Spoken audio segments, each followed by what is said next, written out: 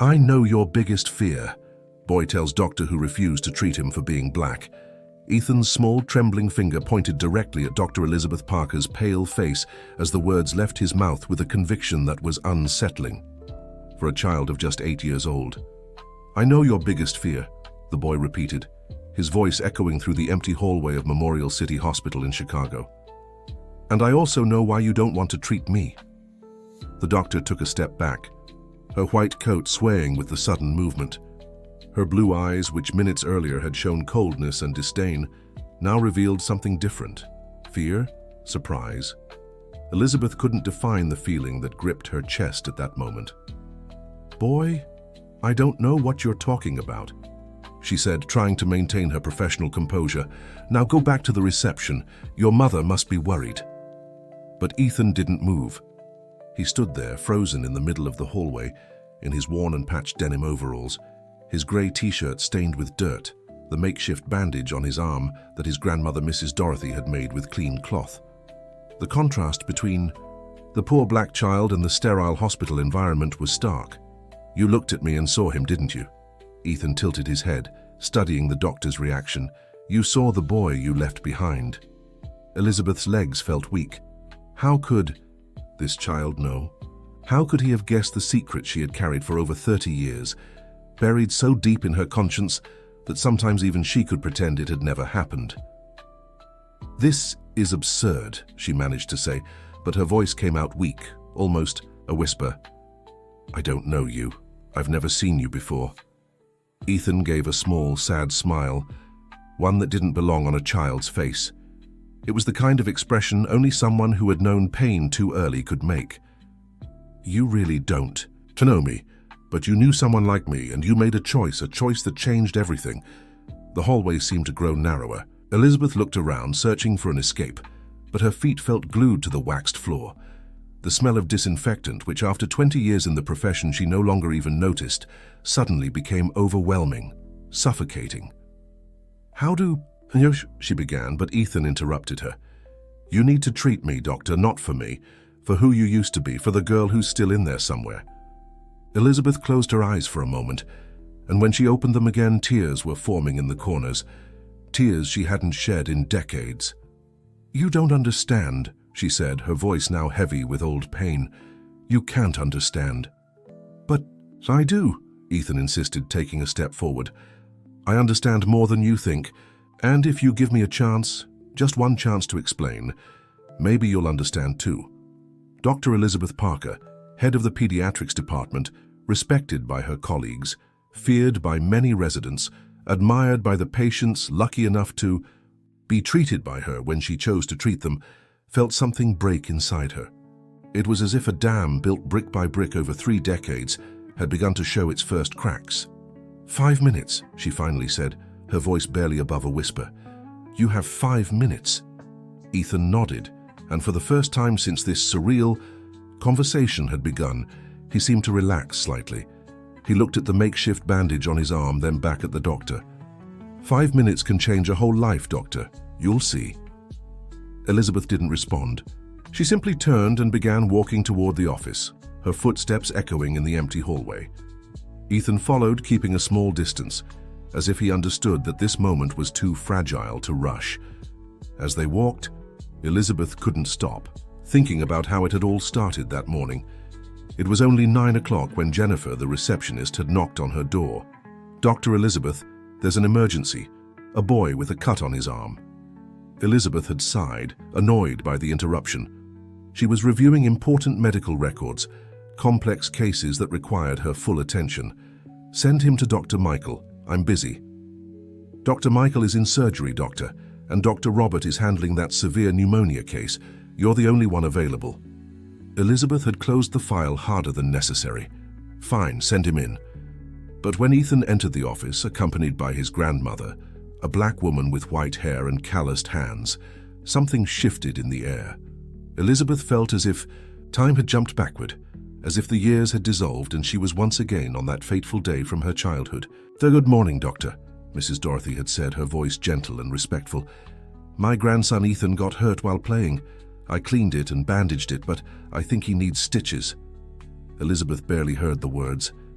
Her eyes were fixed on Ethan, on the color of his skin, the shape of his eyes, the way he held his injured arm trying to be brave. It was like looking at a ghost. I can't see him now, she had said abruptly. Find another doctor. But doctor, the receptionist said you were the only one, Mrs. Dorothy insisted, confused. The boy is in pain. I said I can't. Elizabeth had raised her voice, something she rarely did. Get out of my office now! The shock on Mrs. Dorothy's face was visible. The elderly woman had pulled Ethan close, protectively. Come on, sweetheart, she had murmured. Let's find help somewhere. Else? But Ethan didn't move. He stood there staring at Elizabeth with those big dark eyes, and then spoke the words that would change everything. You're afraid of me because I remind you of someone. I know it. I can feel it. Mrs. Dorothy had tried to pull her grandson away, embarrassed and frightened, but Ethan continued. And I know your biggest fear, Doctor. I know what you're hiding. That was when Elizabeth had left the office, practically fleeing into the hallway, only to be followed by the boy who now walked behind her back to that same office. Dear listener, if you're enjoying the story, take a moment to like and especially subscribe to the channel. It really helps us as we're just starting out. Now back to the story. Once inside the office, Elizabeth closed the door and leaned against it for a moment, as if she needed that support to stay standing. Ethan sat on the exam table, his short legs swinging in the air. Mrs. Dorothy had stayed in the waiting area at her grandson's request, which only deepened the mystery of the whole situation. How do you know? Elizabeth finally asked, her voice barely a whisper. How could you know about him? Ethan tilted his head, watching the doctor with a maturity unsettling for his age. Sometimes you just know things, Doctor. My grandma says it's a gift. She says some people are born with the ability to see beyond what their eyes show. Elizabeth let out a bitter laugh. A gift? That's ridiculous. There's no such thing. You're a doctor. You believe in science. I get it, Ethan said calmly. But not everything can be explained with tests and medicine. Some things you feel here. He placed his small hand over his chest, and I felt your pain the moment I walked into this room. Elizabeth stepped away from the door and walked to her chair, sinking into it as if the weight of the world were on her shoulders. And maybe it was. The weight of 3 decades of guilt, of regret, of sleepless nights. You can't be more than 8 years old, she said, looking at the boy. How can you talk like this? How can you know about Marcus? Ethan finished, and the name hit Elizabeth like a punch to the gut. She gasped, bringing a hand to her chest. No one knew that name. No one. She had never told anyone, not even her husband, not even her best friend. Marcus was a secret she had planned to take to the grave. How do you know his name? The words came out broken, mixed with a sob she tried to stifle. Ethan climbed off the gurney and approached her slowly, as one would approach a wounded animal. Because he told me, he said simply. He asked me to find you. Elizabeth shook her head frantically. No, that's impossible. Marcus he's dead? Ethan asked softly. Yes, he is. A long time ago, but that doesn't mean he's completely gone. Tears now streamed freely down Elizabeth's face. Tears she had held back for so long that she had forgotten what it felt like to truly cry. I was only 12, she whispered, more to herself than to Ethan. I was just a child too. I know, Ethan said, and there was compassion in his voice. And he knows too, he never blamed you. Elizabeth lifted her eyes, meeting the boy's gaze. How can I believe that? How can I believe anything you're saying? Ethan returned to the gurney and began unwrapping the makeshift bandage from his arm. You can start by believing I need medical help, he said with a small smile. And then while you patch me up, I can tell you the whole story. The story Marcus wants you to hear. Elizabeth looked at the cut on the boy's arm. It wasn't deep, but it would definitely need stitches. Her medical training, her instinct to care, fought against the fear and pain paralyzing her. Why now? She asked. Why after all these years? Because you're ready, Ethan answered. Because it's time to set yourself free, and because... He hesitated for the first time since they'd started talking. Because there's someone who needs you, someone besides me. Elizabeth wiped her tears with the back of her hand and stood up. The doctor in her was taking over, pushing her emotions aside for now. "I'll get the supplies for the stitches," she said, her voice still shaky but steadier. "Don't move." As Elizabeth prepared the materials, her hands working on autopilot. After years of practice, her mind drifted back to that summer day in Springfield, her hometown. She was 12, walking home from the private school she attended on a full scholarship. Her family was poor, but her intelligence had earned her a spot among the children of the local elite. Marcus was about her age, maybe a year younger. He sold candy at the traffic light near the school, always with a smile despite his torn clothes and bare feet. They had become unlikely friends. Elizabeth sometimes shared her lunch with him, and Marcus told her fantastical stories about places he dreamed of visiting one day. But on that day, that terrible day, a group of older boys from the school had decided Marcus was loitering in the area. They started taunting him, shoving him, throwing his candy on the ground. "Doctor," Ethan's voice brought her back to the present. "Are you okay?" Elizabeth realized she had stopped mid-preparation, a gauze in her hand, lost in memories. "Yes," she lied. "Let's take care of this arm." She moved closer to Ethan and began cleaning the wound. The boy showed no pain, just watched her face with those piercing eyes. "He liked you," Ethan said suddenly. "Marcus. He said you were the only person who treated him like a human being." Elizabeth's hands trembled slightly, but she continued. Her work. "That day," Ethan went on, his voice soft but clear, "when those boys started hitting him, he looked for you with his eyes. He searched for help." Elizabeth closed her eyes for a moment, the memory now too vivid to ignore. She remembered. She remembered seeing it all from the classroom window. She remembered Marcus looking in her direction, fear and hope mixed on his bloodied face. "But you didn't come," Ethan said, no accusation in his voice. Just stating a fact. "You were afraid." "I was afraid," Elizabeth admitted, the words torn from her throat. "Afraid they'd turn on me. Afraid of losing my scholarship. Afraid of being seen as no better than him." "And that fear has stayed with you all these years," Ethan said. "It changed who you became. Made you become a doctor to make up for it, but it also made you sometimes unable to treat people like me. People who remind you of him." Elizabeth finished cleaning the wound and picked up the local anesthetic. Her hands were steady now, as if confessing that old truth had lifted some of the weight. "How could you possibly know all this?" she asked as she applied the anesthetic. "It's impossible," Ethan shrugged.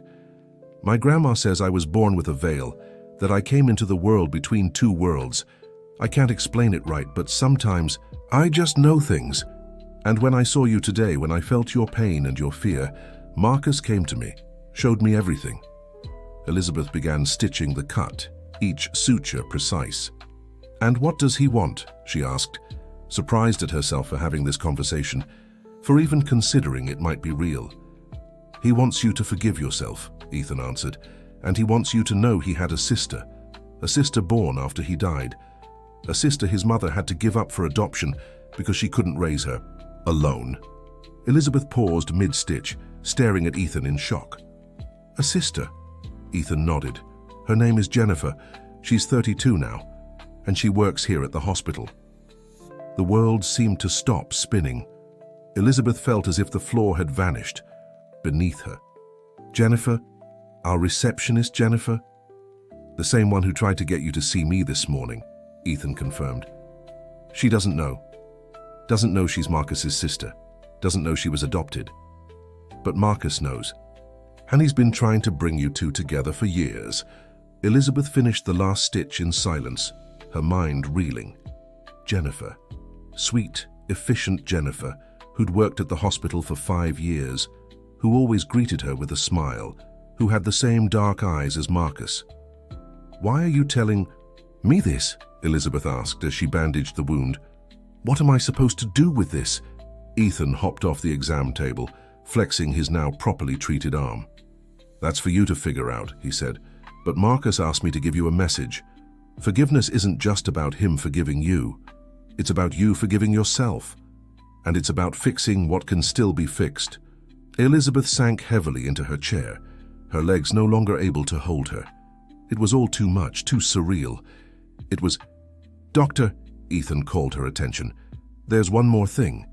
She looked at him, unsure if she could handle another revelation. "Jennifer is sick," Ethan said gently. "She doesn't know yet, but she is. And she'll need you. She'll need the best doctor in this hospital. But more than that, she'll need someone who truly cares." "Sick?" Elizabeth straightened in her chair, the doctor in her instantly alert. "Sick how?" "That I don't know," Ethan admitted. "Marcus didn't show me everything, but he showed me he's serious, and that you're going to be important to her." Elizabeth stood up and walked to the window, watching the movement outside. Ambulances arriving, people coming and going, life continuing as if her world hadn't just been turned upside down. "This is crazy," she murmured. "All of this is crazy." "Life is kind of crazy," Ethan said with wisdom beyond his years. "But sometimes it's in the craziness that we find the truth." Elizabeth turned to face him. "And now? What happens now?" Ethan walked to the door. "Now I'm leaving with my grandmother. My arm is fine, thank you.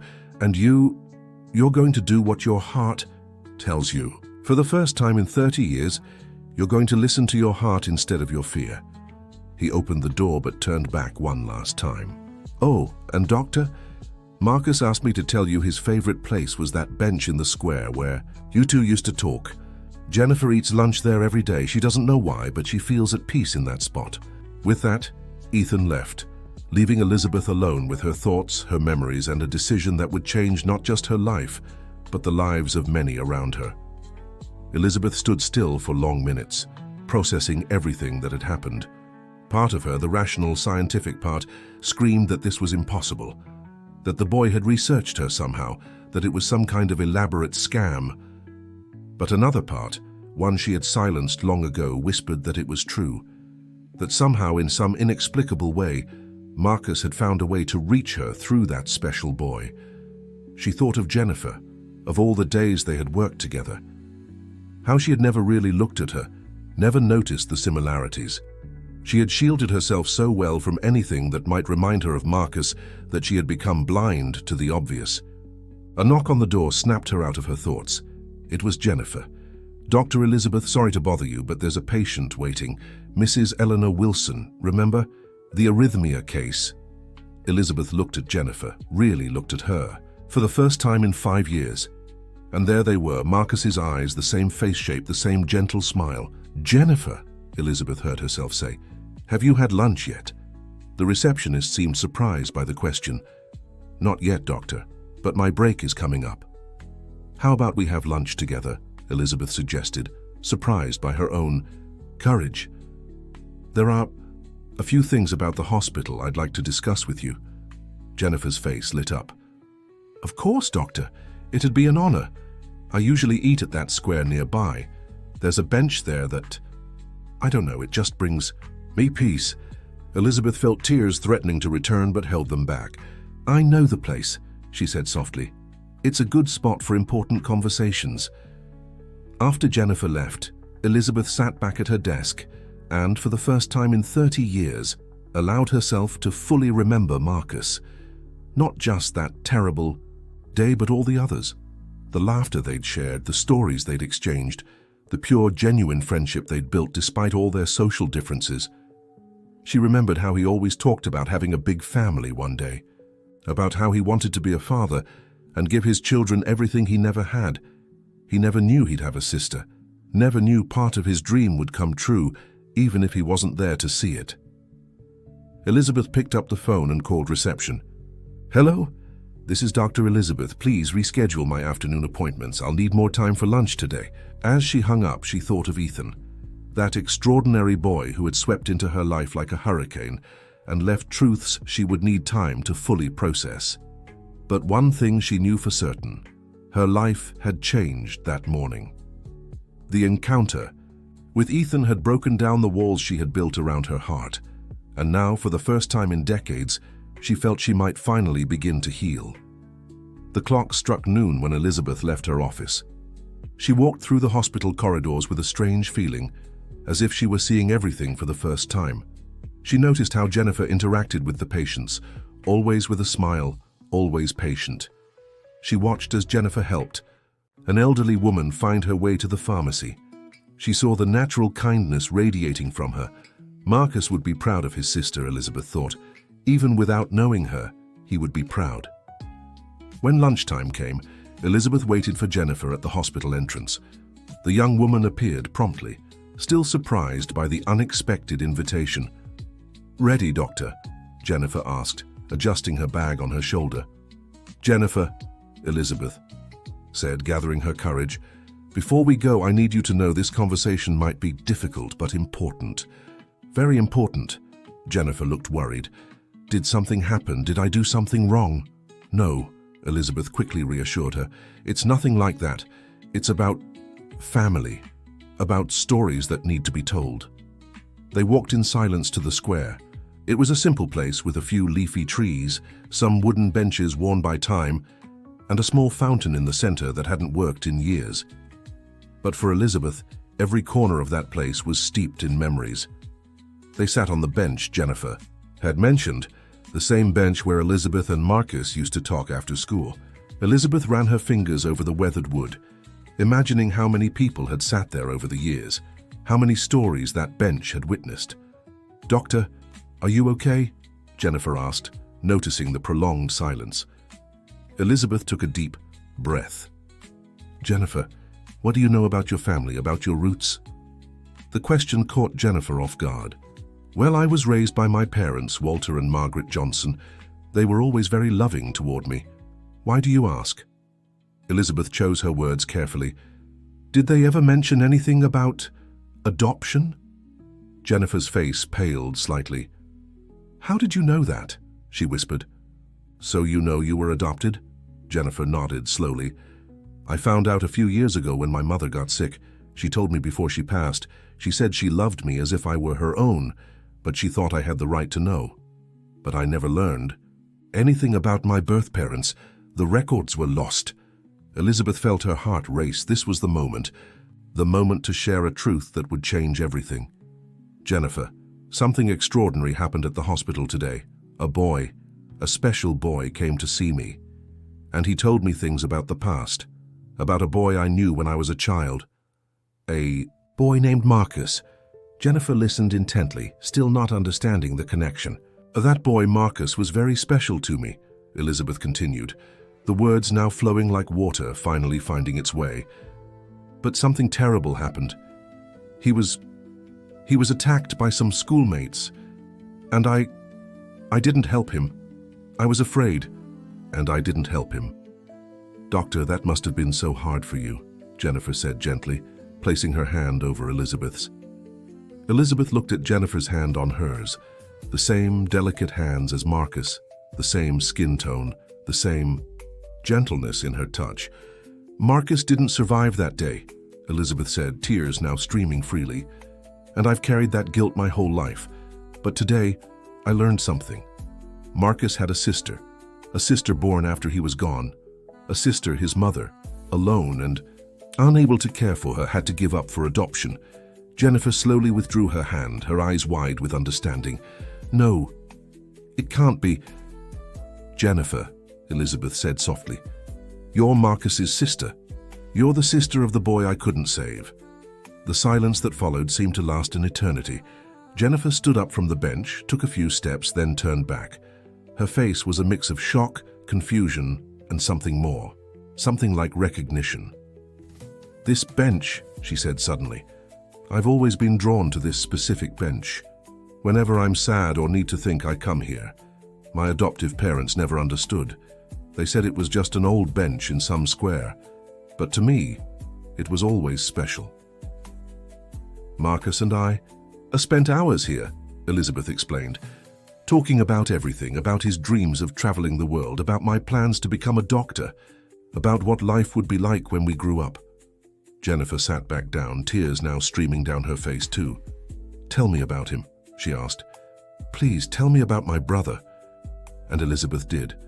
She told her about the cheerful boy who sold candy at the stoplight, about how he always had a smile even on the hard days, about how he made her laugh with his perfect imitations of their teachers, about how he shared the few candies he managed to sell with the younger kids in the neighborhood. She told her about his sharp intelligence, wasted by lack of opportunity, about how he memorized entire poems just by hearing Elizabeth recite them once, about how he drew imaginary maps of the places he would visit one day, and finally, with a heavy heart, she told her about that last day, about her cowardice, about how she had hidden while Marcus was beaten, about how she had seen the life leave his eyes as the attackers fled. "I became a doctor to try to make up for it," Elizabeth confessed, "to try to save other lives since I couldn't save his. But the truth is I've never forgiven myself. And sometimes when I see children like Ethan who came to me today, children who remind me of Marcus, I just can't." The fear comes back. The guilt comes back. Jennifer stayed silent for a long time, processing everything. When she finally spoke, her voice was thick but firm. "Dr. Elizabeth, you were a child too. You were 12. You can't carry this guilt forever." "That's what Ethan said," Elizabeth murmured. "That Marcus doesn't blame me, that he just wants me to forgive myself." "This boy Ethan," Jennifer said thoughtfully. "He really said he talked to my brother?" Elizabeth gave a small smile. "I know how it sounds. I spent all morning trying to find a logical explanation, but he knew things no one could know, details I never told anyone, and he knew about you." Jennifer stood again and walked to the center of the square, where the dry fountain stood. Elizabeth followed her. "You know," Jennifer said, running her hand along the fountain's edge, "my adoptive mother once told me I was found near here, that my birth mother left me on the steps of a church 2 blocks away. She left a note that just said, 'Take care of her for me and for Marcus.'" Elizabeth felt a shiver run down her spine. "She knew you belonged here," Elizabeth said. "Somehow she wanted you to stay close to where Marcus lived. And fate brought me to work at the same hospital as you," Jennifer added. "The person who knew my brother, the only person who could tell me about him." They stood there, 2 women bound by an old tragedy and a boy neither would ever forget. "Ethan said one more thing," Elizabeth said hesitantly. "He said you're sick, that you don't know yet, but you'll need me." Jennifer looked surprised. "Sick? But I feel fine.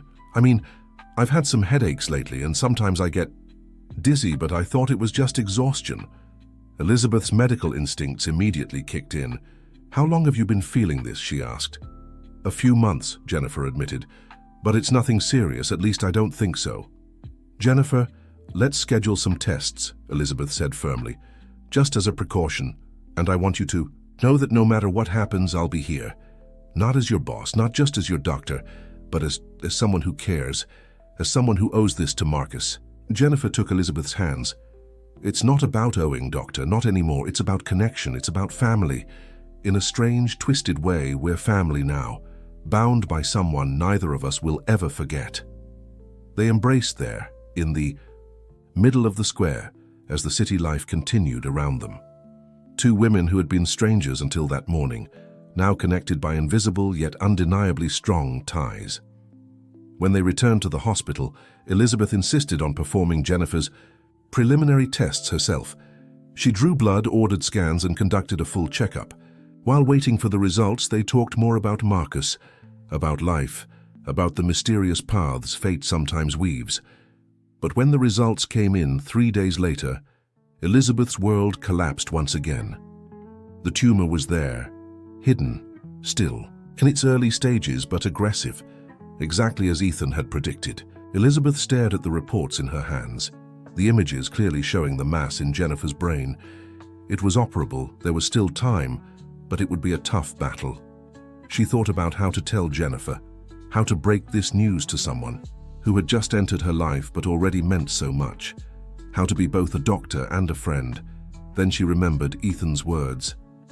She'll need the best doctor in this hospital, but more than that, she'll need someone who truly cares. Elizabeth took a deep breath and went to find Jennifer. She spotted her at reception, helping patients with her usual smile.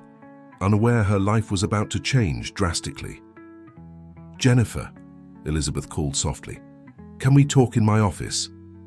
When Jennifer saw the look on Elizabeth's face, her smile faltered. "The tests," she said. It wasn't a question. Elizabeth nodded.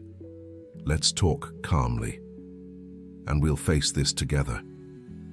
In the office, Elizabeth showed her the scans, explaining the situation clearly but with compassion.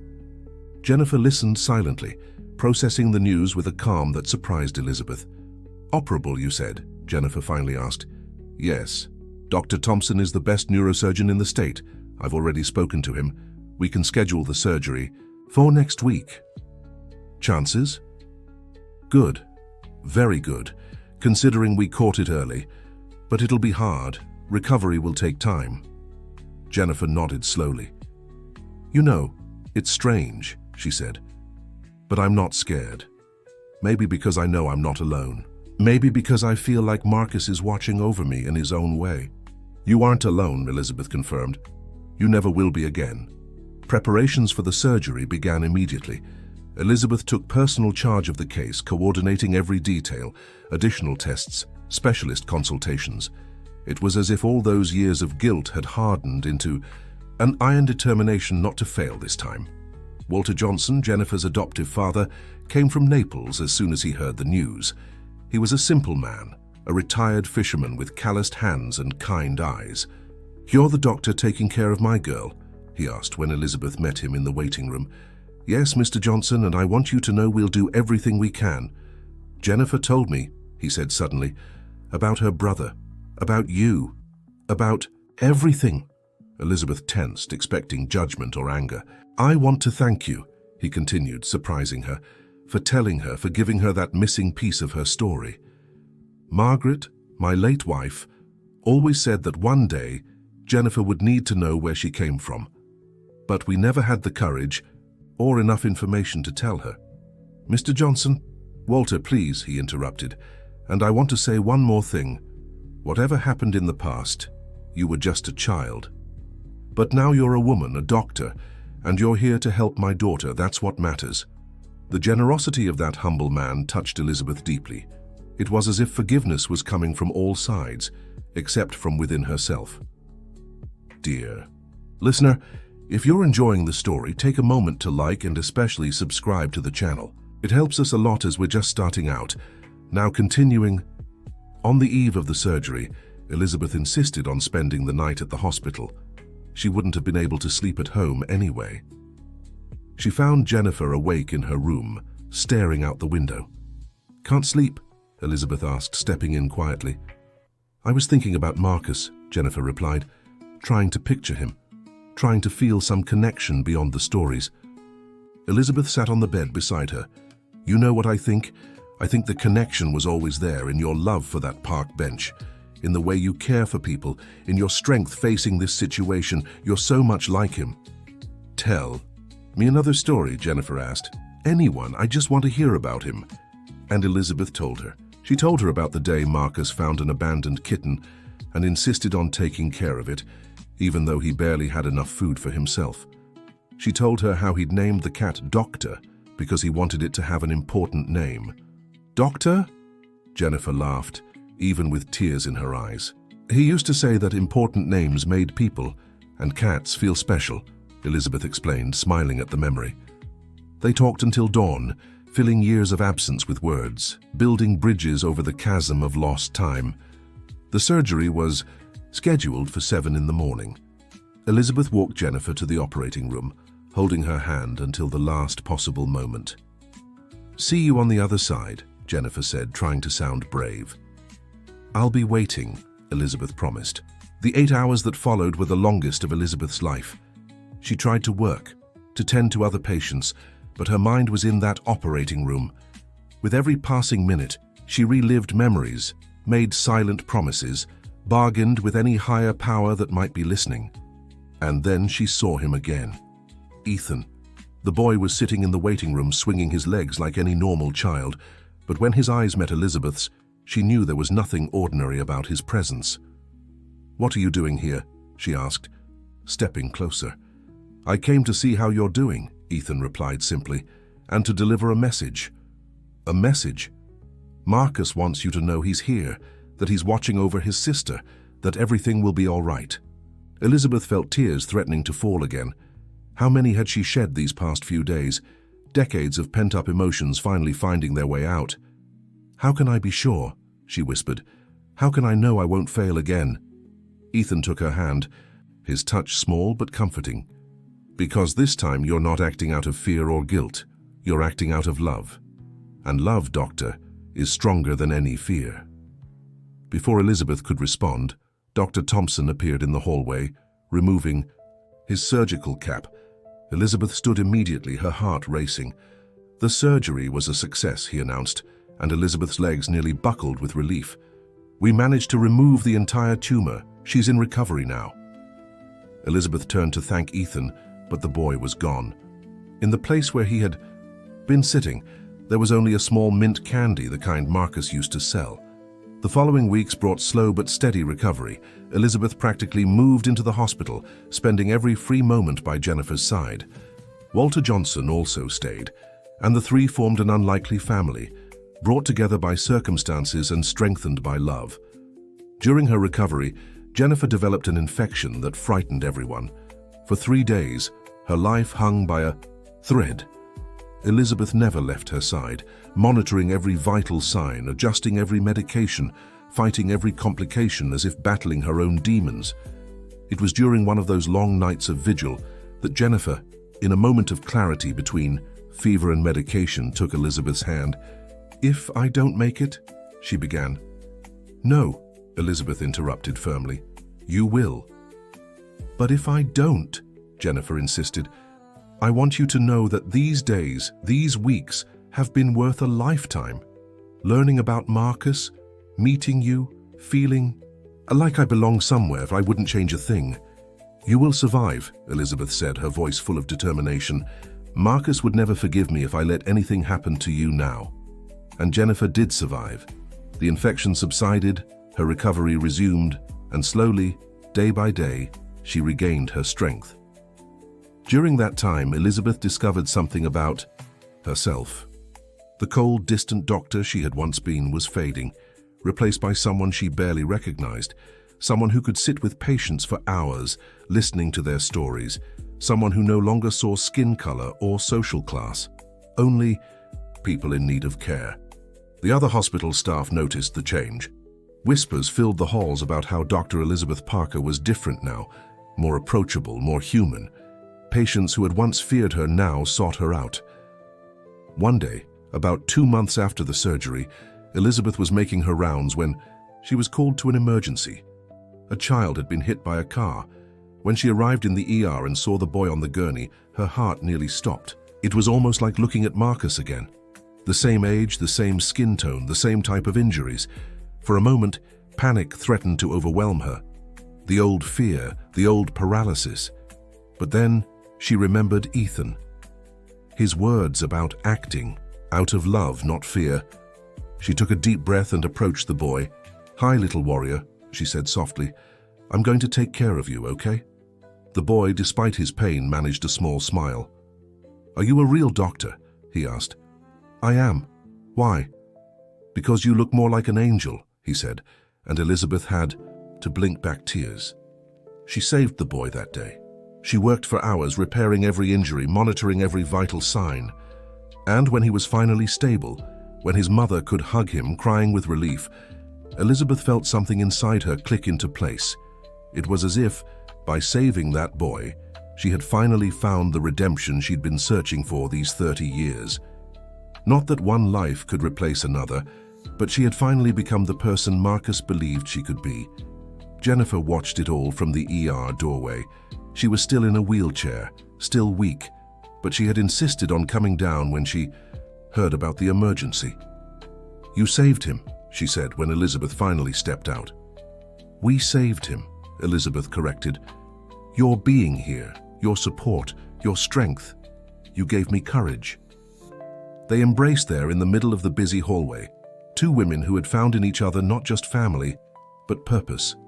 The following months brought profound changes to both their lives. Jennifer made a full recovery, returning to work with a new perspective on life. Elizabeth continued her transformation, becoming known at the hospital as the doctor, who had time for everyone, who made no distinction between patients. They developed a routine, lunches in the square, always on that same bench, conversations about Marcus, about life, about the future. Walter Johnson sometimes joined them when he visited from Naples, and the three formed a peculiar but genuine family. It was during one of these lunches, about 6 months after the surgery, that Jennifer made a revelation. "I've been thinking about studying medicine," she said suddenly. Elizabeth nearly choked on the juice she was drinking. "Medicine? I know I'm already 32, but after everything I've been through, after seeing you work, saving lives, I feel like it's what I'm meant to do. What Marcus would have wanted me to do." "It'll be hard," Elizabeth warned, but there was pride in her voice. "Very hard. I had a good teacher about facing difficult things," Jennifer replied with a smile. And so, a new journey began. Jennifer studying for her entrance, exams while still working at the hospital, Elizabeth guiding, supporting, believing. It was as if the cycle was completing itself in a way neither of them could have predicted. During this time, Elizabeth received an unexpected visit. An elderly woman, bent by the weight of years, appeared in her office. It was Dorothy, Marcus's mother. Elizabeth recognized her immediately, despite the decades that had passed. The same kind face now marked by deep wrinkles, the same gentle eyes now weary from life. "Mrs. Dorothy," Elizabeth stood, her heart racing. "Dr. Elizabeth," the woman said, her voice trembling. "I heard you met my granddaughter, my Jennifer. How did you—" "A neighbor works here.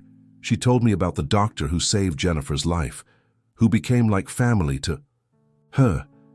When she said your name, I knew. I knew you were the girl who was friends with my Marcus." They sat down, two women separated by time, but united by the memory of a special boy. "I'm so sorry," Elizabeth said, the words tumbling out. "I'm sorry I couldn't help that day. I'm sorry I was a coward." Mrs. Dorothy took her hands, her touch fragile but firm. "My dear, you were just a child. And now look at you. You saved my granddaughter, gave her a family, gave her stories about the brother she never knew. How could I feel anything but gratitude? Have you moved on?" Elizabeth asked hesitantly. "We never fully move on," Mrs. Dorothy replied honestly, "but we learn to live with the longing. And knowing Jennifer grew up well, that she became this wonderful woman, that she now has you to look after her, that gives me peace." Elizabeth called Jennifer, and the meeting between grandmother and granddaughter was indescribably emotional. Tears, hugs, years of separation melting away in moments of mutual recognition. "You look just like him," Mrs. Dorothy said, touching Jennifer's face. "The same eyes, the same smile, the same way you tilt your head when you're thinking." They discovered Mrs. Dorothy was living in a nursing home on the outskirts of the city, alone, forgotten, surviving on a small pension. Immediately, Jennifer and Elizabeth decided to change that. "You're coming to live with me," Jennifer declared. "No arguments. You're my grandmother, my family." "But dear, I'm old. I'll be trouble." "You're my connection to Marcus," Jennifer interrupted. "You're the one who can tell me about my mother, about where I come from. Please, Grandma, let me take care of you the way I wish I could have taken care of him." And so, the unlikely family grew. Mrs. Dorothy moved into Jennifer's small apartment, bringing with her decades of memories and stories. Elizabeth helped with the move, the adjustment, becoming an integral part of that unexpected family constellation. Now their evenings were filled with stories. Mrs. Dorothy telling stories about Marcus as a child, about his mischief, his dreams.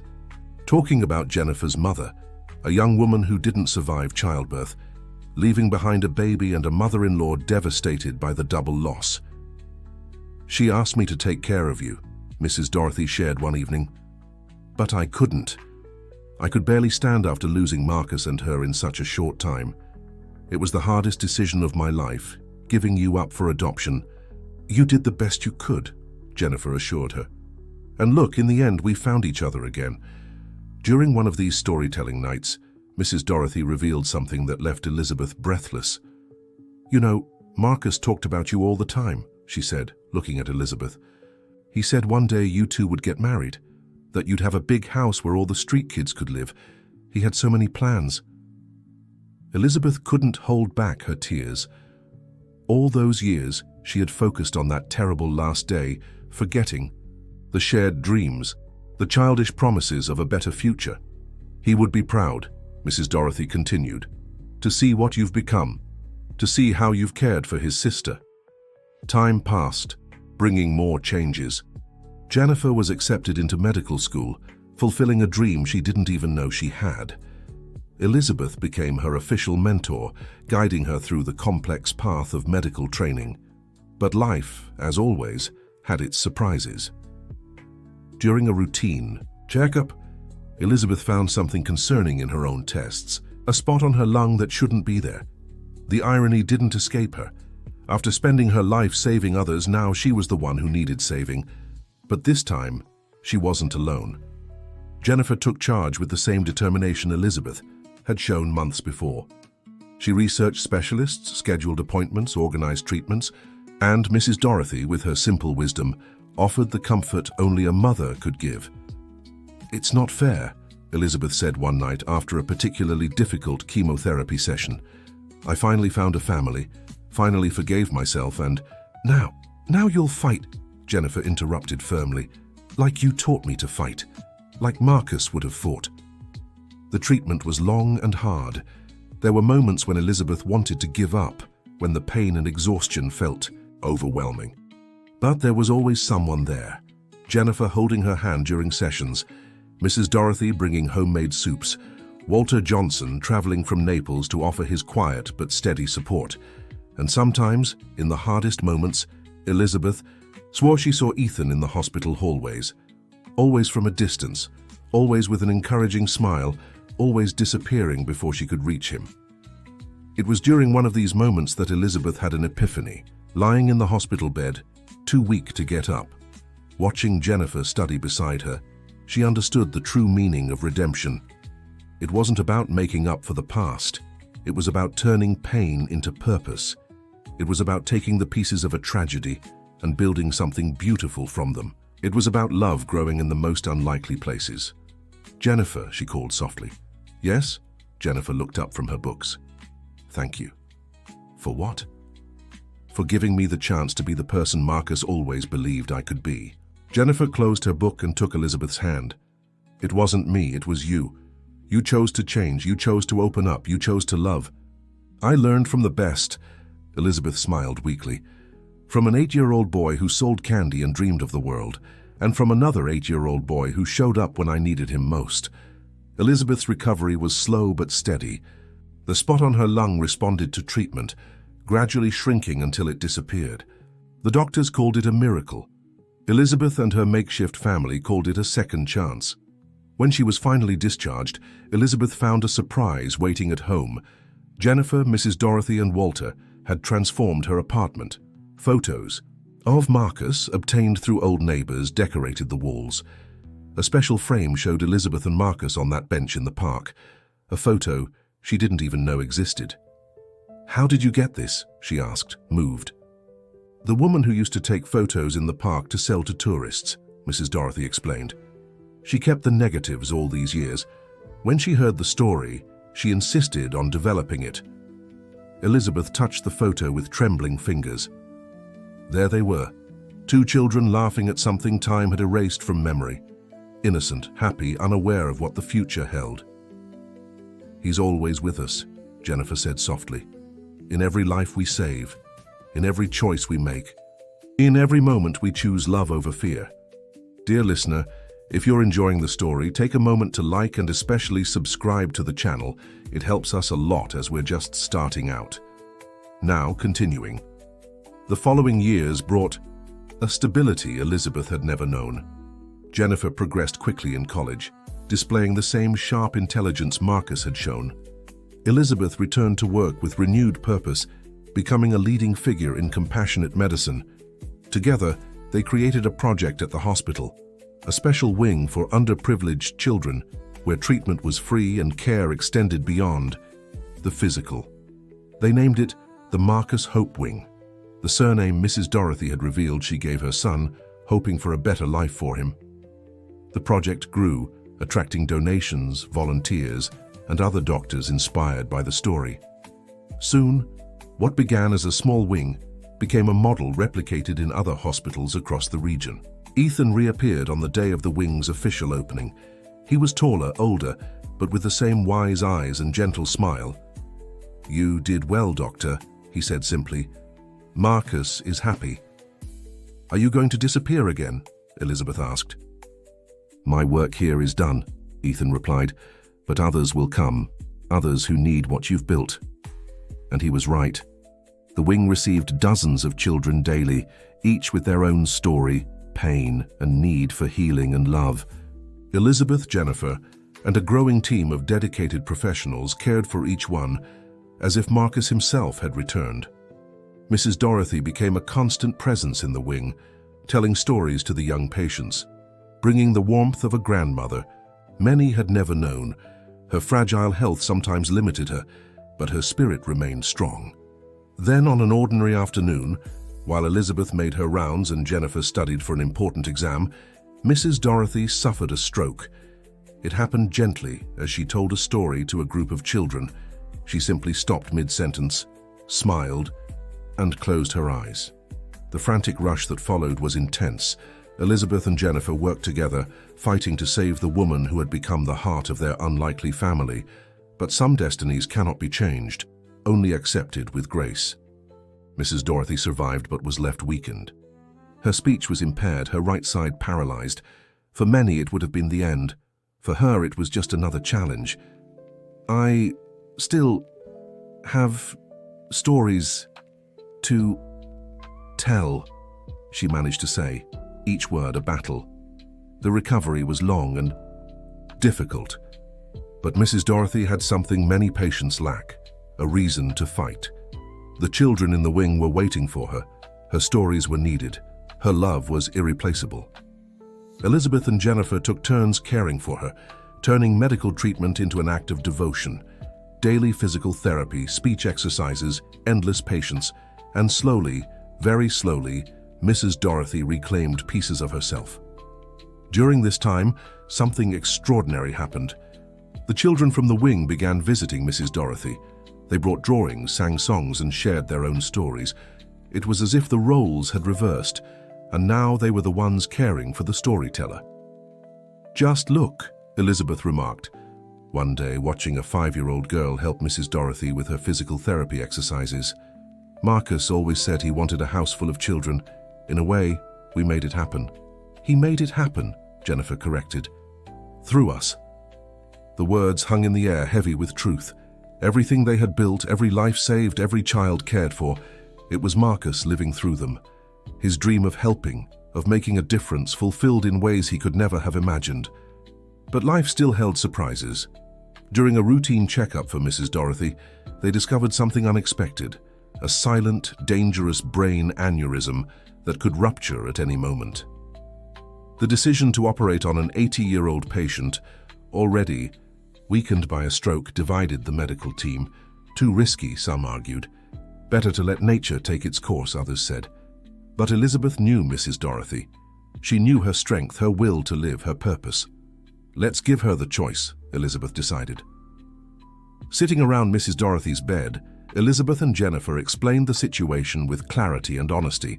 The risks of surgery, the consequences of not operating, the impossible choice between a great risk and a ticking time bomb. Mrs. Dorothy listened quietly, her eyes moving between the two women who had become like daughters to her. When she finally spoke, her voice was stronger than it had been in weeks. "I want to see Jennifer graduate," she said with difficulty but determination. "I want to see more children smile, operate." The surgery was scheduled. Once again, Dr. Thompson would be in charge. Once again, the family gathered in vigil. But this time there was something different, a peace and acceptance that whatever happened, they had lived fully. The night before the surgery, Mrs. Dorothy asked to be taken to the children's wing. She wanted to tell one last story, she said, in case something went wrong. Elizabeth and Jennifer wheeled her there along with Walter Johnson, who had arrived from Naples. Seated in her wheelchair, surrounded by children of all ages, Mrs. Dorothy told the story of a boy who sold candy and dreamed of changing the world. She spoke of his special friend, a girl who became a doctor. She told of meetings and reunions, of chosen family, of love that transcends time and space. The children listened, spellbound, unaware they were hearing a true story, the story that had created the place where they were cared for with so much love. "And do you know the moral of the story?" Mrs. Dorothy asked at the end. The children shook their heads, that an act of kindness, no matter how small, can change the whole world, she said, looking at Elizabeth and Jennifer. That love always finds a way. The next morning, as Mrs. Dorothy was being prepped for surgery, Ethan appeared again. He looked different, older now, almost a teenager, but his gaze remained the same. "I came to say goodbye," he told Elizabeth. "Goodbye? She'll be okay, won't she?" Ethan smiled, that enigmatic smile. "Not from you, from myself. My work here. Fair's truly done now, you don't need me anymore. But Marcus is at peace," Ethan continued, "completely at peace, seeing what you've built, the love you've created, the lives you've saved. He can finally rest." "And you?" Elizabeth asked. "What will happen to you?" "I'll go where I'm needed," Ethan replied. "There's always someone who needs a little nudge to find their way. There are always bridges to build between what was and what could be." He turned to leave, but Elizabeth called out to him, "Ethan, thank you for everything." He smiled one last time. "Don't thank me. Thank Marcus and yourself for having the courage to listen." With that, he disappeared down the hospital corridors, leaving only the feeling that something important had been completed. Mrs. Dorothy's surgery lasted 6 hours. 6 hours of tension, whispered prayers, and clasped hands. Elizabeth, Jennifer, and Walter stayed together, supporting one another, sharing stories, keeping hope alive. When Dr. Thompson finally appeared, his tired but satisfied face said it all before he even spoke. "It was difficult, but we made it. She's a fighter." The recovery was surprisingly smooth, as if, having made the decision to fight, Mrs. Dorothy had mobilized every cell in her body for healing. In 2 weeks, she was sitting up. In a month, taking a few steps. In 2 months, she was back telling stories in the children's wing. "Stubborn as her son," Elizabeth remarked one day, watching Mrs. Dorothy play with the kids. "A family trait," Jennifer replied with a smile. "Aren't we all a little stubborn here?" It was true. The stubbornness to never give up, to turn pain into purpose, to choose love over fear. It united them all. Jennifer's graduation took place on a sunny December afternoon.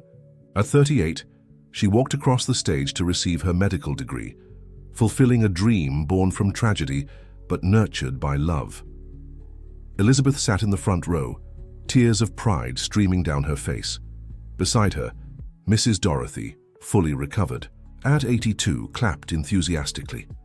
Walter Johnson recorded everything, promising to send copies to all their relatives in Naples. In her valedictorian speech, an honor earned through dedication and exemplary grades, Jennifer shared her story.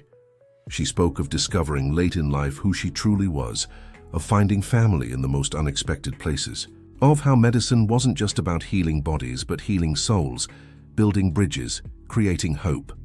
"I dedicate this achievement to 3 people," she said at the end. "To my brother Marcus, whom I never met, but who lives on in every act of kindness I do. To my grandmother Dorothy, who taught me it's never too late to start over. And to Dr. Elizabeth Parker, who showed me that the true power of medicine lies in seeing beyond symptoms, in recognizing the whole person, in turning guilt into care and fear into love." The auditorium erupted in applause. Elizabeth hugged Jennifer as she stepped off the stage, and for a moment, time seemed to stand still. In that embrace was their entire journey. All the pain transformed into healing, all the fear turned into courage, all the guilt redeemed. In the months that followed, Jennifer began her residency at the very hospital where it all started. She chose pediatrics, surprising no one. She worked primarily in the Marcus Hope Wing, bringing not just medical expertise, but the unique understanding of someone who had been on both sides of medicine. Elizabeth guided her, now as both mentor and colleague. Together, they expanded the project even further. They created a psychological support program for families, partnered with schools to identify at-risk children, transformed the wing into a model for compassionate pediatric care. It was during a planning meeting that Elizabeth received an unexpected call. It was from Springfield, her hometown. The school she had attended was organizing a tribute to distinguished alumni. They wanted her as the keynote speaker. Elizabeth's first instinct was to refuse, going back there, reliving those memories. But then she looked around. She saw Jennifer passionately discussing a new care protocol.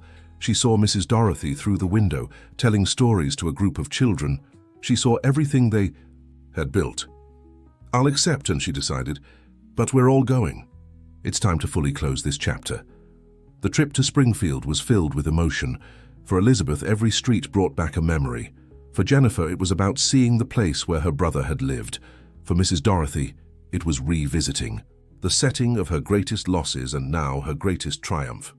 The school had changed a lot in 40 years, modernized, expanded, unrecognizable in many ways. But when Elizabeth stepped onto the auditorium stage, the weight of the past was still there. She told her story, all of it, leaving nothing out. She spoke about Marcus, about the cowardice that had haunted her for decades, about how guilt had made her a doctor, but had also held her back. She spoke about Ethan, about discovering Jennifer, about building an unlikely family.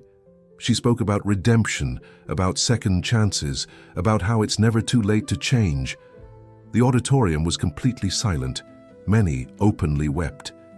When she finished, the school principal stood up. Dr. Elizabeth, your story is powerful and inspiring. In honor of you and Marcus, we'd like to announce the creation of a full scholarship for underprivileged children in the community. It will be called the Marcus Hope Scholarship. Elizabeth couldn't hold back her tears. It was as if the circle had finally closed. Marcus would have the chance he never got through other children. His dream of studying, of becoming someone, would live on in every scholar. After the talk, Elizabeth took Jennifer and Mrs. Dorothy to the place where it had all happened. The street had changed, urbanized and paved, but Elizabeth knew exactly where the spot was. There, in silence, the three women paid their final tribute. He's at peace now, Mrs. Dorothy said softly. Completely at peace. Back in Chicago, life returned to its usual rhythm. But something fundamental had changed. Elizabeth felt lighter, as if a weight she'd carried for decades had finally been left behind. The Marcus Hope Wing continued to grow. It became a national model, receiving visits from doctors and administrators across the country interested in replicating the approach.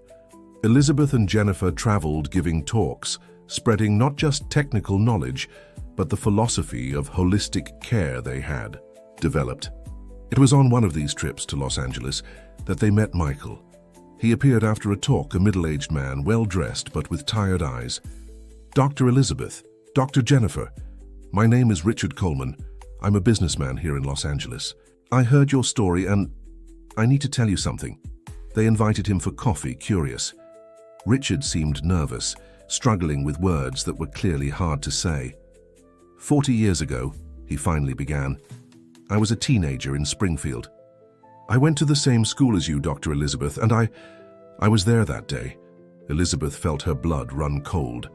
Jennifer instinctively took her hand. I was one of the boys, Richard continued, tears now streaming down his face. One of those who hurt Marcus. I spent 40 years trying to forget, trying to convince myself it was just kids being kids, that it wasn't my fault. But when I heard your story today, your courage in confessing and seeking redemption, I knew I had to do the same. The silence that followed was heavy. Elizabeth wrestled with conflicting emotions, anger for what he'd done, compassion for the guilt he clearly carried, understanding that he too had been a child, a product of his time and environment. What do you expect from us? Jennifer asked, her voice carefully neutral. Nothing, Richard replied. I don't deserve forgiveness. I just needed to say it. And I wanted to offer something. I've been successful. I have resources.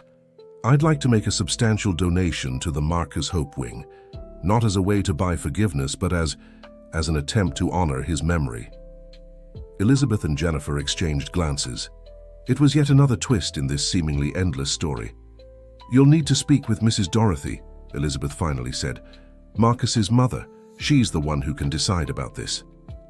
The meeting with Mrs. Dorothy was one of the most tense and emotionally charged moments of the entire journey. The elderly woman listened to Michael in silence, her face an unreadable mask. When he finished pleading for some form of redemption, she remained quiet for several long minutes. "My son has been gone for 40 years, she finally said. "Nothing. We'll bring him back. But if the money you're offering can help other children like Marcus, then let it be used for good." "What about forgiveness?" Michael asked desperately. "Forgiveness isn't mine to give," Mrs. Dorothy replied wisely. "It's yours to earn, through your actions, your choices, your life from here on out. What will you do with this second chance?" Michael left that meeting transformed. His donation allowed the wing to expand into an entire building. But more than that, he became a regular volunteer, using his business skills to improve the project's management and sustainability. It was as if by facing his past, he had found a purpose. Sometimes, Elizabeth remarked to Jennifer, "I wonder if Ethan knew this would happen. If Marcus knew even his tormentors would find redemption through his memory." "I think forgiveness works that way," Jennifer replied. "It's contagious. When you forgave yourself, you made room for others to do the same." The years kept passing, bringing life's natural changes. Mrs. Dorothy, now 85, began showing signs of weariness. Not illness, just age taking its toll. But she faced each limitation with grace, adapting, continuing to spread joy and stories. Elizabeth, nearing retirement, began preparing her succession. Jennifer was the obvious choice to lead the Marcus Hope Wing, but Elizabeth wanted to ensure the spirit of the place remained intact. Then a new child arrived at the wing. His name was Jacob. He was 8 years old, and there was something familiar about him. Not physically, but in his presence, in his gaze. Too wise for his age. "Dr. Elizabeth," he said during his first appointment. "You don't remember me, but I know you." Elizabeth felt a shiver run down her spine. "What do you mean, Jacob?" "My older brother used to talk about you, Ethan. He said I should come find you one day." The world seemed to stop. Ethan had a brother. Of course he did. He was a real person with a family, with a story beyond the extraordinary role he had played in their lives. "Ethan, how is he?" Elizabeth asked. "He died," Jacob said simply. 2 years ago. Leukemia. But before he left, he made me promise I'd come here when I turned 8. He said you'd take care of me." Tears came without warning. Ethan, the boy who had changed everything, who had been Marcus's messenger, was gone, and now his brother was here needing them. "Of course we'll take care of you," Elizabeth said, hugging the boy. "Ethan saved our lives in so many ways. It's an honor to repay that by caring for you." Jacob was diagnosed with the same condition as his brother, childhood leukemia, aggressive but treatable if caught early. And it had been caught early, thanks to Ethan's insistence that his brother seek out Elizabeth exactly at age 8. The treatment was long and difficult, but Jacob had something many children don't: an unmatched support system. Elizabeth, Jennifer and Mrs. Dorothy took turns caring for him. The other children in the wing had adopted him as their mascot. Michael made sure all the costs were covered. During the long chemotherapy sessions, Jacob would share little details about Ethan, how he always knew he was special, that he saw things others didn't, how he had dedicated his short life to helping people find their way. "He said you were his most important case," Jacob told her one day, "that through you many lives would be saved." "He saved me," Elizabeth corrected, "gave me the chance to become who I was truly meant to be." Jacob's battle with leukemia lasted 2 years, 2 years of highs and lows, hope and despair, small victories and great challenges. But in the end, just as Ethan had somehow foreseen, he won. On the day Jacob was discharged, fully cured, the entire wing celebrated. It was more than a child's recovery. It was the closing of another cycle, proof that goodness always finds a way to return. "Ethan knew," Jacob said to Elizabeth at the farewell party. "He knew I'd get sick, and he knew you'd save me. Sometimes he saw the future, "And what else did he see?" Elizabeth asked, curious.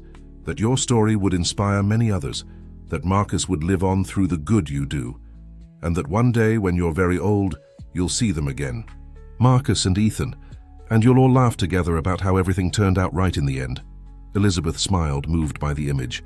Maybe it was true, maybe it was just a child's dream, but after all she'd lived through, she'd learned that the line between possible and impossible was far thinner than science taught.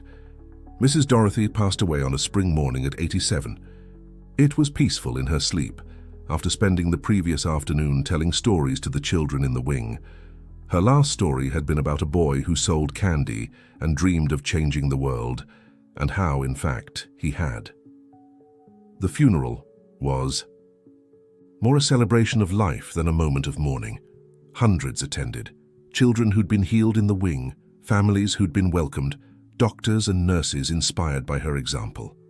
All united by the memory of a woman who turned her greatest pain into an endless well of love.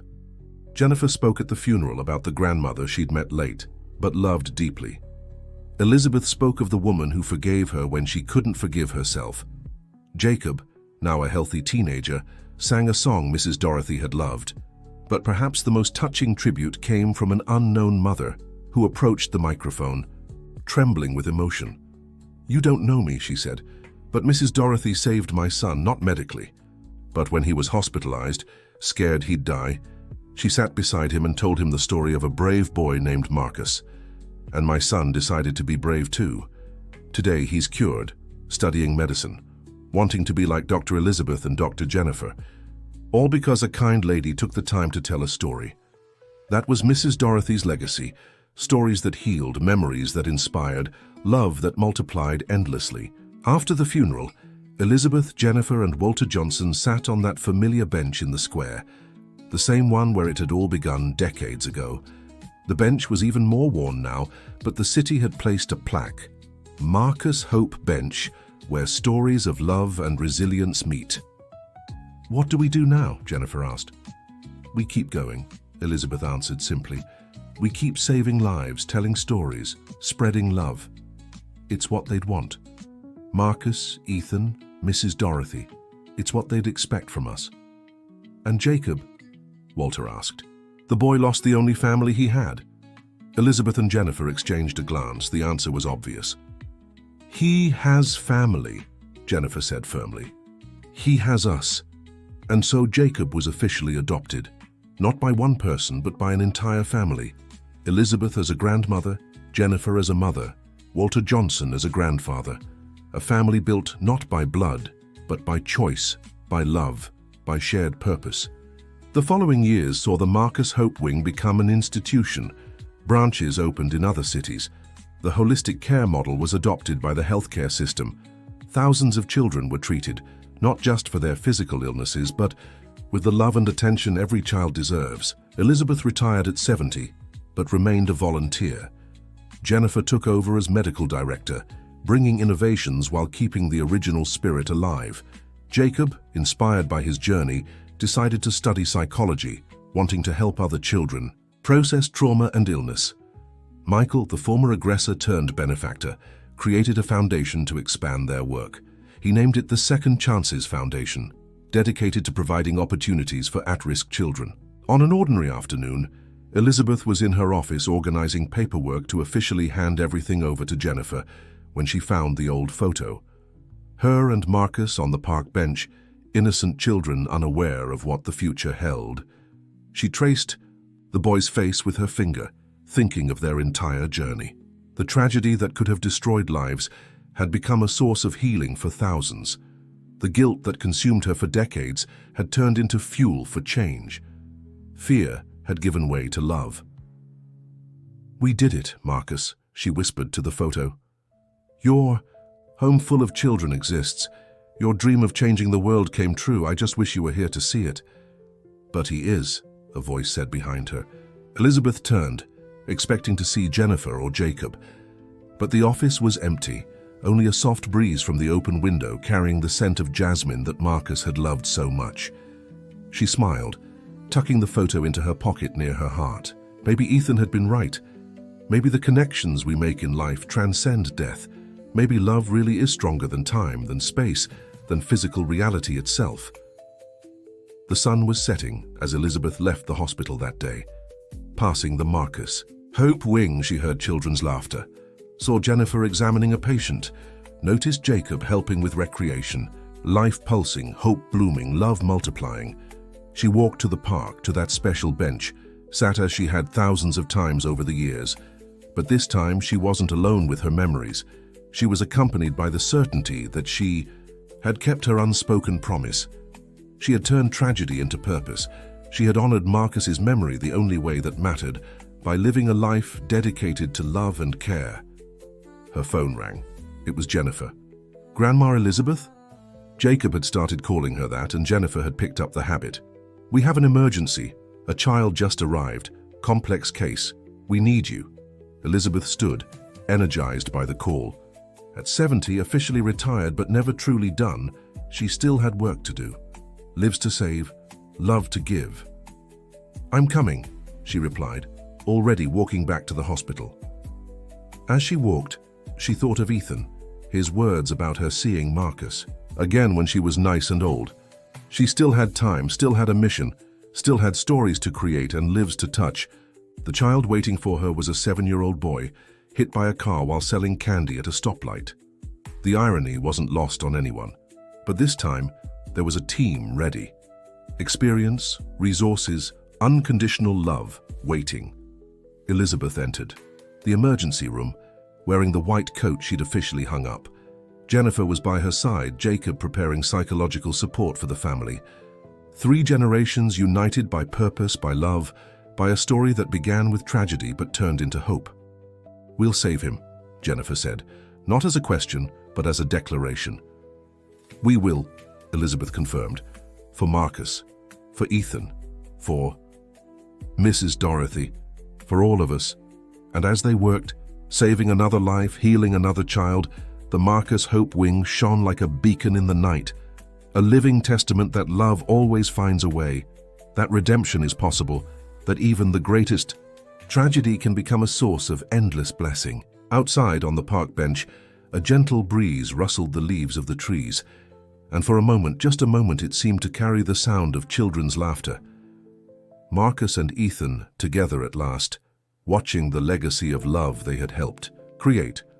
The story continues with every child saved, every life transformed, every act of love inspired by the memory of a boy who sold candy and dreamed of a better world. And through those he loved and who learned to love in his name, he made that dream a reality, the end of the story. And so we come to the end of this moving journey of redemption and love. Dear listeners, we hope this story has touched your hearts as it has touched ours. If you were moved by Elizabeth's transformation and Marcus's legacy, leave your like and share your feelings in the comments. Do you think forgiveness can truly transform lives as we've seen here? We'd love to hear your thoughts and experiences. Subscribe to the channel for more inspiring stories.